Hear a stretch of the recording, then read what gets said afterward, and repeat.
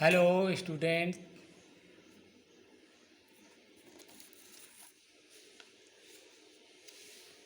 आज हम B Ed fourth semester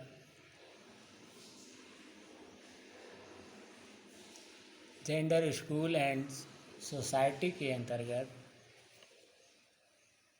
लिंगी असमानता के प्रकार एवं इससे जुड़े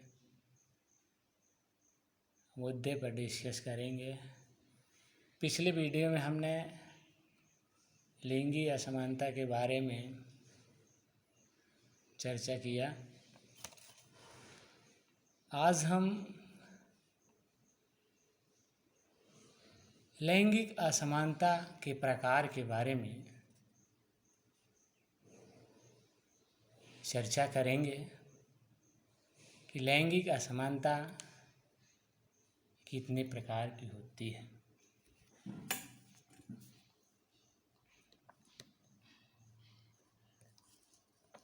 तो लैंगिक असमानता निम्नलिखित प्रकार की होती है। नंबर 1, मृत्यु दर असमानता। मृत्यु दर में असमानता है, जैसे कि विश्व के अनेक क्षेत्रों में स्त्रियों और पुरुषों में असमानता का एक बराबर प्रकार सामान्य स्त्रियों के उच्च मृत्यु दर में परिलक्षित होता है, जिसके कारण परिणाम स्वरूप कुछ जनसंख्या में पुरुषों की जनसंख्या अधिक हो जाती है और महिलाओं की संख्या कम हो जाती है, क्योंकि इसके भी कई कारण हैं समाज में कि कुछ लोग जैसे बच्चे के जन्म के समय यदि वह लड़का है तो उसकी जो है भली प्रकार अच्छी प्रकार से जो है देख रेख करते हैं। यदि बच्चा किसी बीमारी का शिकार हो जाता है तो उसको अच्छे हॉस्पिटल में एडमिट करा करके उसका अच्छे तरीके से इलाज कराते हैं, और यदि वो बच्ची है लड़की है तो उसका जो है घरेलू स्तर पर ही उपचार करते हैं और उसको अच्छे हॉस्पिटल में या अच्छे डॉक्टरों को नहीं दिखाते हैं। तो इससे क्या होता है कि इसमें जो है मृत्यु दर में भी असमानता आ जाती है और लड़कों की अपेक्षा जो है लड़कियों की मृत्यु दर में अधिकता होती है। नंबर 2,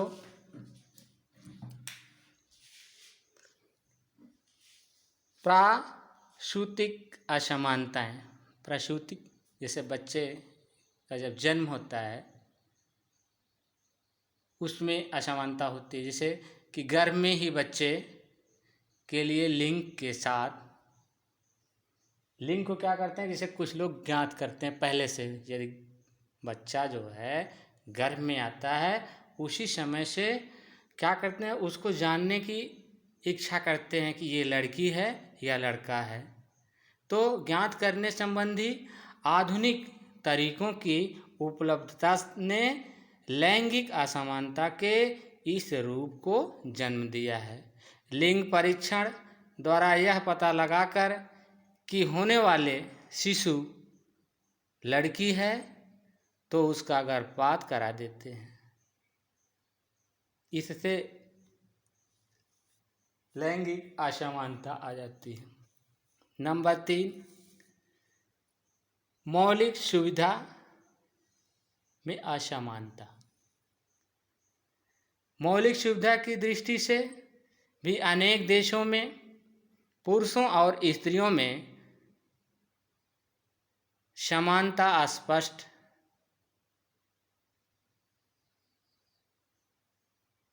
नहीं देखी जा सकती है। कुछ वर्ष पहले तक अफगानिस्तान में लड़कियों की शिक्षा पर पाबंदी थी,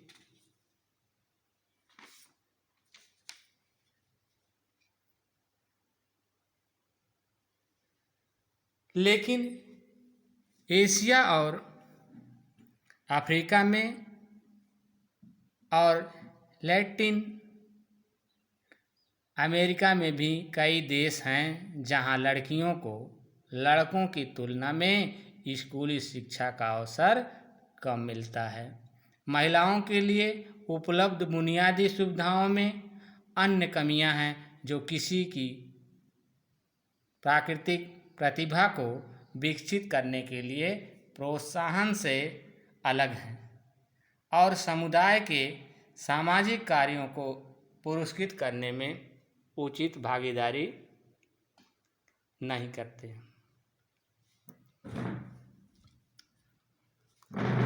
नंबर 4, विशेष अवसर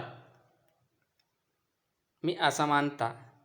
यहाँ तक कि जब स्कूली शिक्षा सहित बुनियादी सुविधाओं में अपेक्षाकृत कम अंतर होता है तो उच्च शिक्षा के अवसर युवा पुरुषों की तुलना में युवा महिलाओं के लिए बहुत कम हो सकते हैं।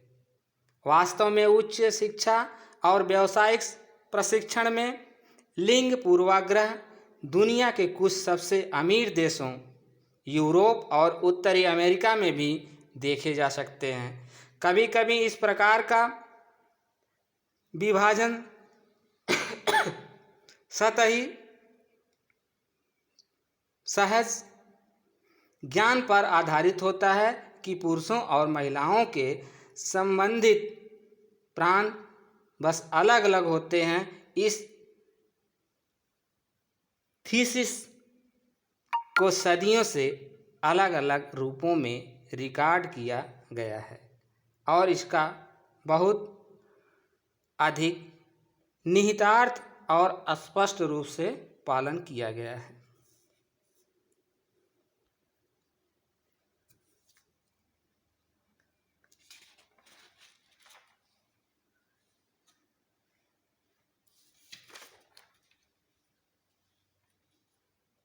व्यावसायिक असमानता।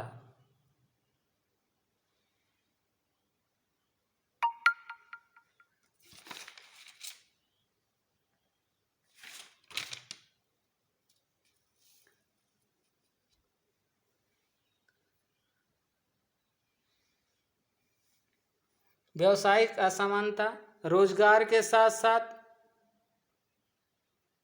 काम और व्यवसाय में पदोन्नति के मामले में महिलाओं को अक्सर पुरुषों की तुलना में अधिक बाधा का सामना करना पड़ता है। जापान जैसे देश जनसांख्यिकी या बुनियादी सुविधाओं के मामले में काफ़ी समतावादी हो सकता है और यहाँ तक कि उच्च शिक्षा में और रोजगार और व्यवसाय के ऊंचे स्तर तक प्रगति पुरुषों की तुलना में महिलाओं के लिए अधिक समस्याग्रस्त लगती है। स्वामित्व असमानता। कई समाजों में संपत्ति का स्वामित्व भी बहुत असमान हो सकता है। यहाँ तक कि बेसिक स्टेट जैसे कि घर और जमीन बहुत ही विषम रूप से साझा किए जा सकते हैं। संपत्ति के दावों की अनुपस्थिति न केवल महिलाओं की आवाज़ को कम कर सकती है बल्कि महिलाओं के लिए वाणिज्यिक, आर्थिक और यहाँ तक कि कुछ सामाजिक गतिविधियों में प्रवेश करने और पनपने के लिए कठिन बना देती है। इस प्रकार की असमानता दुनिया के अधिकांश हिस्सों में मौजूद है। हालांकि संपत्ति अधिकारों ने भारत के थोक में पुरुषों का पक्ष लिया है। अब केवल केरल राज्य में लंबे समय से समुदाय के एक प्रभावशाली हिस्से के लिए मातृ विरासत मिला हुआ है। घरेलू असमानता। परिवार या घर की संपत्ति के लिए संबंधों में अक्सर पर्याप्त बुनियादी असमानताएं होती हैं जो कई अलग अलग रूप में हो सकती हैं।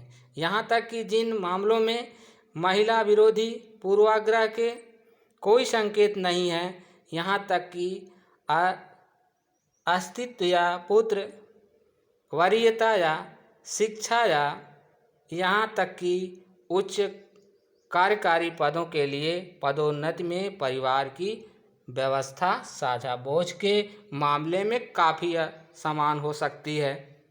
घर का काम और बच्चे की देखभाल, उदाहरण के लिए कई समाजों में इसे लेने के लिए काफ़ी आम है कि जहां पुरुष स्वाभाविक रूप से घर के बाहर काम करेंगे, वहीं महिलाएं ऐसा